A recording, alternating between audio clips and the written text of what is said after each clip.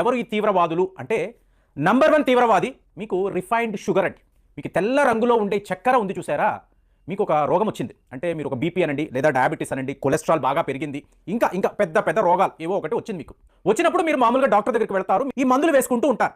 ఈ వేసుకుంటున్నప్పుడు మీరు గమనించండి, ఒక్క టీయే కదా, ఒక్క కాఫీయే కదా, ఇందులో ఒక స్పూన్ చక్కెరే కదా అని చెప్పి ఈ రిఫైన్డ్ షుగర్ని మీరు వేసుకొని పొద్దున్నో సాయంత్రం మీరు టీయో కాఫీయో తాగుతున్నారు అనుకోండి, మీకు ఈ రోగం నయం అవ్వడం అనేది ఇంపాసిబుల్ అండి.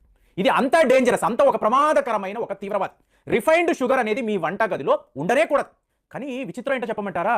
మనము ప్రతిరోజు ముఖ్యంగా మన పిల్లలు వీళ్ళు చాక్లెట్లు అంటారు, పిజ్జాలు అంటారు, కేకులు అంటారు, కూల్ డ్రింక్స్ అంటారు.